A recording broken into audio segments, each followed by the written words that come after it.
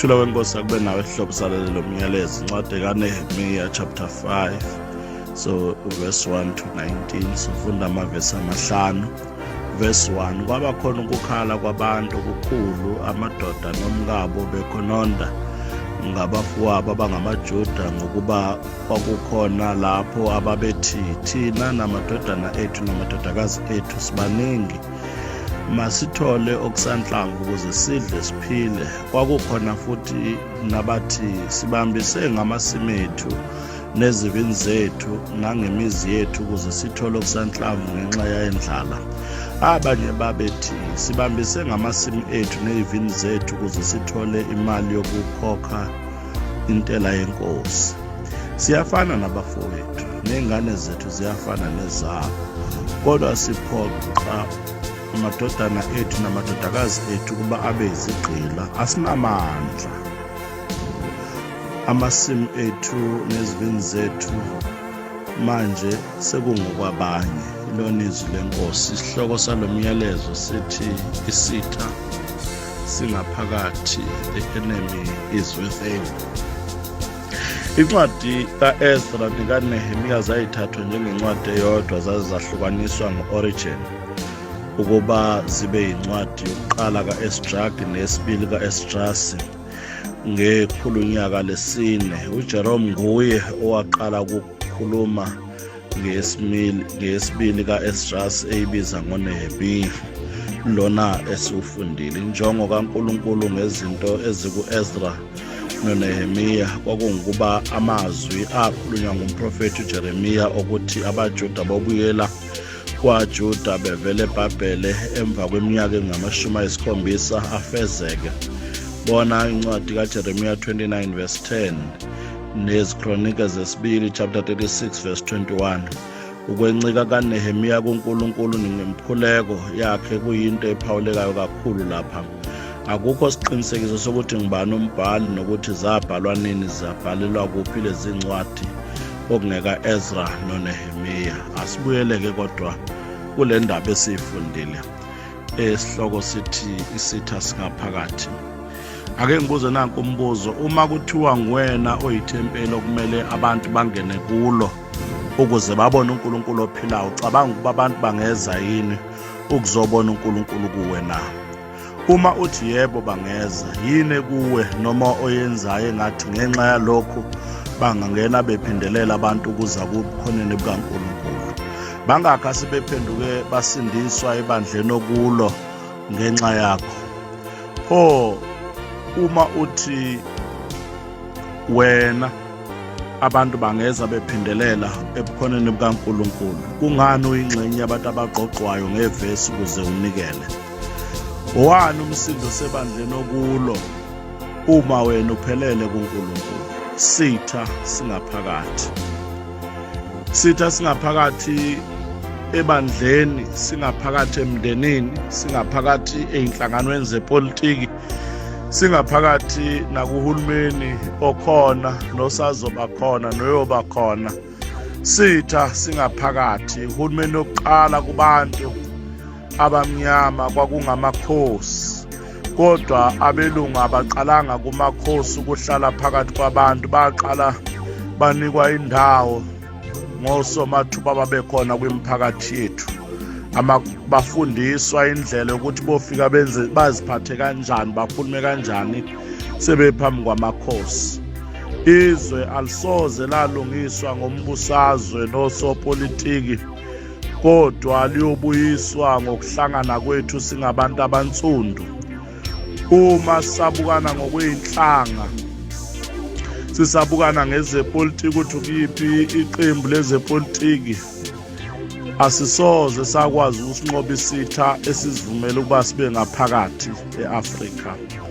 Ubani owakhombisa umlungu amagugu asemhlabathini osomathuba abafana nathi? Ubani owafundisa abelungu ukuba kukhulunywa kanjani namakhosi osomathuba abangaphakathi kwethu? Ubani owaphembisa umlungu ngemfuyo ngoba bafika bezichaka ezinukayo abelungu ezweni lakithi? Abantu bakithi abawosomathuba. Nalamhla Ubani ohlwanyela olima amasimu abelungu, ovunayo emasimini abelungu, umuntu omnyama? Ubani onaka imfuyo yomlungu?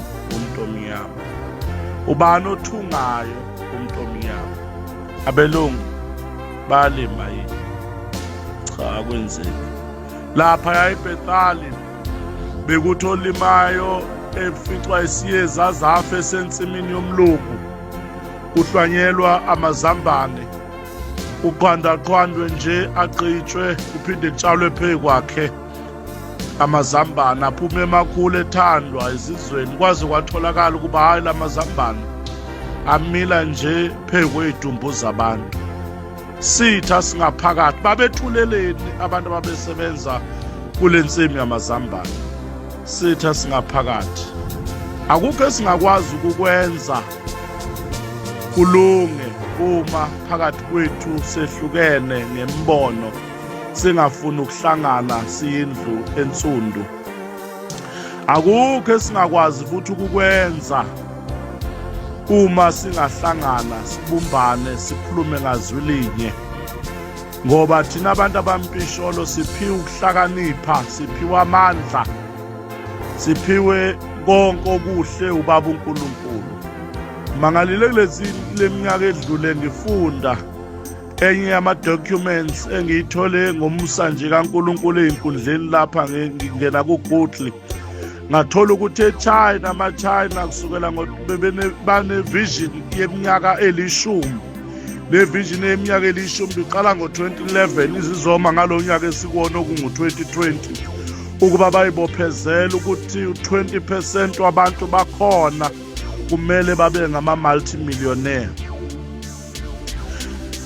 U-1.8 million wabantu kwiminyaka engu-40 kuya ku-50 ngobudala baphumelela ukuthi babe ngama-multimillionaire eChina. Baphinde futhi eChina bazibophezela ukuthi laba bantu abangena-skill, laba bantu abadla imbuya ngothi, abahluphekayo, about 100 million wabantu bakhona basazona ilokhuzana abacelayo emphakathini, sebeyakwazi ukwenzenzela izinto zokuba baziphilise. Ngabe kunjalo yini Afrika esiphila kuyona? Ngabe abantu bakithi eAfrika bayakwazi ukuyiphilisa? Ngabe amathuba nomnotho esinawo uyakwazi ukusilekelela ukuba sithuthuke? Sitha singaphakathi, osemandleni uncamela ukuzidlela yena, ongekho emandleni uncamela ukuqhubeka nokuhlupheka. Bona abantu bakithi ngendlela abahlupheka ngayo, ingqondo yabo ayifuni ukuswanguluka ukuba kukhona into abangayenza. Umuntu onele ukuba semandleni awuzwanga yini eGambia ukuba umongameli wakhona uJamaica kuthiwa weba imali yesizwe sakubo engu-11 million. uSan Abata yena weba eNigeria u5 billion. uMose Mubarak eminyakeni u8 yokuhlala kwakhe esihlalweni weba u17 million. Izwe lakithi liyothuthuka yini uma lisenabantu abanjalo ukuthi mabethola amathuba bayicabangele bona bangacabangeli isizwe? Kuyoba nini lapho nathi ma-Afrika ukuthi bonke omongameli abangenayo befisa ukuxwebula ingqondo yethu kodwa kube yithini esibadicilela phansi? eTogo u-Olympio, uTogo Savalios Olympio, wanquma ukuba ake kusetshenziswe imali yezwe labo, bayeke ukusebenzisa imali yaseFrance, kodwa uYadema uyena owabulala u-Olympios. Bahlupheka namuhla ngenxa yabantu abangakwazi ukubona umuntu onombono phakathi kwabo bese beyameseka. eBurkina Faso uMaurice Yamego wabulawa naye abakwabo sebetholile inkululeko emva kokuzabalaza isikhathi. uThomas Sankara wabulawa nawo habe isigungu esasiseduzane kwakhe. eGhana uKwame Nkrumah uze nombono okuthuthukisa izwe lakubo kodwa wabulawa. uBakaku uThuka. Manje-ke uyabona ukuthi izwe lakithi lonke eAfrika lisoze lathuthuka laya phambili ngoba thina sithi sibabona abantu abanombono, sibabone bafanele ukuthi ngabe baye emgodini. Isilo sakithi uShaka esewubumbile uZulu kusekuningi angakwenza, kodwa kwaba khona abahlanganayo ngaphakathi basibulala isilo sakithi. Ngiyacabanga ukuthi kazi ngabe sikuphi ukube umsebenzi wanikwa ithuba waze wabampunga wabizwa lihora likaNkulunkulu. Steve Biko, Chris Hani bazange bathola ukwesekwa, babulawa. Umongameli waseMozambique Samora Machel naye wabulawa. Robert Mugabe bamsekelanga bangakubo bagcwele lapha izweni lakithi eSouth Africa. Kuze kube nini singenakho ukusekelana singama-Afrika ukuba sikwazi ukuthuthukisana? Nehemiya nesizwe babhekene nenkinga yesitha esingaphakathi ezweni lakubo. Isitha sangaphandle bakwazi ukusinqoba uSanballat noTobiya nabaseSamaria bakwazi ukuba babanqobe, kodwa inkinga ebhekene namhlanje noNehemiya inkinga engaphakathi adila nayo ephethwe abantu abangaphakathi baphethwe umona ubuqili, abanye sebeze badikibala ngenxa yezinto ezenzakalayo ngaphakathi. Uma isitha singaphakathi kuyinkinga ukusinqoba, uma isitha singaphakathi kulukhuni ukuba lo mantshi uphume. Sibhekene nenkinga ezweni lonke ngokuba nasi isitha singaphakathi, kodwa asiyazi ukuthi sosinqoba sikanjani. Cela-ke ubambe nakho engifisa ukukhuluma ngakho. Kokuqala verse 1 to verse 5. Ingcono inhlupheko elethwe uNkulunkulu kunengcebo engenabo uNkulunkulu. Verse 1, kwabakhona ukukhala kwabantu okukhulu, amadoda nabomkabo bekhononda ngabafowabo abangabaJuda. Asinamandla, konke okwethu sengokwabo.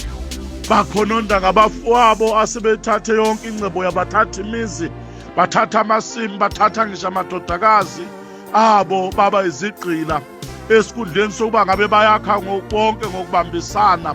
Awusaqhubeka umsebenzi wokwakha ngenxa yokuthi kukhona phakathi kwabo asebebewosomathuba baqonela yonke into okungeyabantu besizwe sakubo. Angazi kulabo abakhumbulayo ezikoleni sake safunda ngezemvelo ukuthi lapha eEngland kunenyoni ebizwa ngekhakhu. Uma kwethu wasihlobo kubonakala ngayo lenyoni eyikhakhu itshiloza ibanga umsindo, kodwa lenyoni ema ufunda ngayo uyacosha ukuthi inyoni engakwazi ukwakha isidleke, inyoni engakwazi ukunakekela ngisho amachwane ayo, kodwa uma sekufanele ngabe iyabekela iqanda igadi idleke sezibekelwa amaqanda, bese lezo edlekeni mayisasukile sayocinga engakumaya, bese seyifika izobeka iqanda layo phakathi edlekeni salezi ezinginyoni eyibekela amaqanda azo, bese seyihambela kude naleso dleke ebeke kusiqanda layo liyoze lichanyinselwe ile nyoni ehlezi kulesi sidleke, noma seyifika le izokondla amachwane ayo. Nechwane lekhakhulu phakathi likhula kuqala libe likhulu kunazo zonke inyoni ezikuleso lawo machwana kuleso sidleke, kugcine kuyikhakhu, ichwane lekhakhu elikhipha amachwane ngaphakathi okufanele ngabayondliwa ngunina, kodwa agcine ekhishwa lekhakhu eyondliwayo la ngaphakathi aswele indawo. Yingakho uSolomon encwadini yeZaga athi umuntu okahamba ongowabezizwe ungamnika amandla alingana nawakho, ngoba ngelinye ilanga uyogcine kuqonele amandla akho akuphathe akukhiphe ungabi lutho uphathwe ngabezizwe ezweni lakho. Sitha singaphakathi sisiphethe kulukhuni ma-Afrika ukuba umhlaba wethu ubuye uze kithi, ngoba thina ma-Afrika sihlangene. Umhlaba wakithi bekufanele ngabe kade wabuya.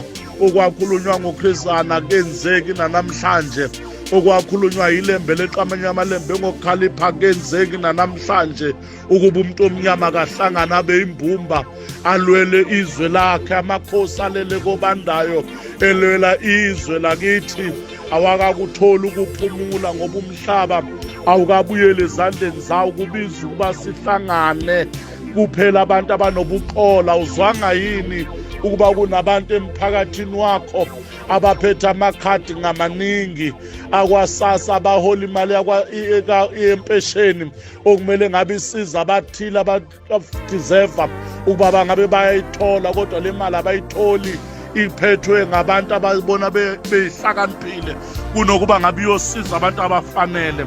Lapha eNgwelezane kunesikhungo sakwaSASSA esagcina sivalwa kule minyaka eyedlule ngoba bebubuningi ubuxolo bukhona.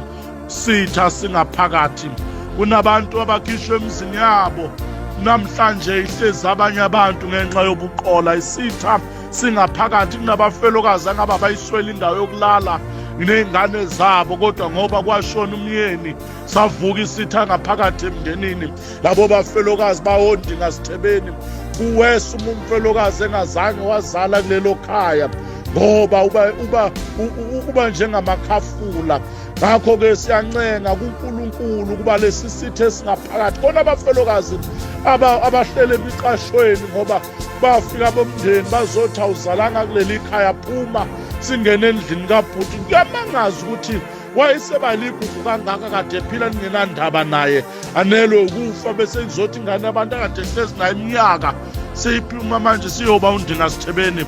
Kuney'ntandane ey'hlele emgwaqeni ezingenabani ukuba zinakekele ngoba sitha savuka ngaphakathi emndenini, sitha singaphakathi. Kunabantu abacebile esibabongelayo ngengcebo yabo, kanti ngaphakathi emndenini iy'ngane zakhe umkakhe ngena nyamazane emenza ukuthi makacebe isitha singaphakathi. Wenze njani uma isitha singaphakathi? Verse 6 to 11. Wenze njani uma isitha singaphakathi egcekeni? Verse 6, uthezwa uNehemiya indaba yokuhlukumezeka okungaphakathi esizweni namathule enzeka ngaphakathi okudicilelana phansi. Verse 6 uthi wathukuthela kakhulu, esethukuthele kodwa kenzanga ngobula, esethukuthele kodwa kakhulumanga ekuthukutheleni kwakhe. Ungenzi lutho usathukuthele, ungasho lutho usathukuthele. Ukuthukuthela kuhle kukhombisa ukuthi unemizwa, kukhombisa ukuthi uyacabanga. Isitepiso sesibili asenza esezwile konke okwenzakala ngaphakathi. Verse 7 uthi ngacabangisisa ngalolu daba. Wothi mawusubhekene nesimo osibhekene naso, cabangisisa ngaphambi kokuba thatha izinqumo.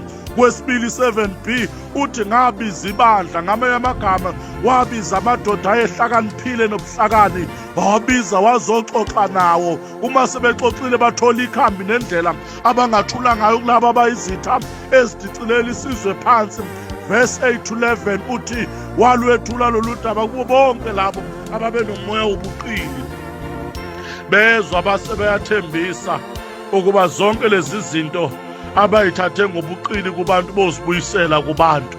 Izwe lakithi lishona phansi alisekelene, bekufanele ngabe siyabuya siyasekelana, sibambisane, kubuyiselwe ubuntu kubantu. Inkululeko ayilethwa ipolitiki, kodwa inkululeko ilethwa ukuvuleka kwengqondo yomuntu omnyama, abone ukuthi isitha esikhulu akusiyo umlungu kodwa isitha esikhulu ithini esizicindezelayo, ngoba amandla omcindezeli asengqondweni yocindezelwayo. So njalo hlakaniphile bhala ukuthi uSteve Biko uthi amandla omcindezeli asengqondweni yocindezelwe. Wesithathu engifisa ukukhuluma ngakho sengiphetha kulo myalezo. Verse 12 to 19, ukuhlakanipha komuntu kubonwa ngendlela enza ngayo esezwe iqiniso. Verse 12, baphendula bathi sizobuyisela konke futhi singafuni lutho kubo. Umuntu uyisitha kuye ngokwenza okubi kwabanye abantu. Bekufaneleke kulesi sikhathi sonke siphenduke, kube khona esikwenzayo. Ngikhuluma lapha nge-cheap grace ngoba i-cheap grace yenza umuntu angakwazi ukuzicinga, azibone ukuthi uxabene noNkulunkulu. Kodwa bekubalulekile ukuthi umuntu ngamunye akacabange, yini engiyenzayo ukuthuthukisa izwe lakithi, yini engiyenzayo ukubambisana nabantu abafuna ukuba izwe lakithi libe izwe elithuthukayo neliya phambili. sonke sinenselelo yokuvusa iAfrika, sonke sinenselelo yokuvusa iSouth Africa ibe yizwe elinemfutho. Malike sihlangane umhlaba, mawubuye singabukani ngokwepolitiki kodwa sibukane njengabantu abanesidingo sokuba izwe lakithi malibuye. Lo myalezo ngiyazi ukuthi awubalekile hleze kwabaningi, abanye cishe bazowulalela ngendlebe yepolitiki, kodwa ngikhuluma ipolitiki lapha, ngikhuluma ngokuthi ma-Afrika ke sihlangane sibuyise isithunzi somuntu omnyama, ngoba isitha singaphakathi ezweni lakithi. Unamandla okulungisa konke ongakwenza kwi-community yakho, kwi-family yakho. Unamandla waphiwe uNkulunkulu. uNkulunkulu akabusise okuzwile manje naphakade. Amen.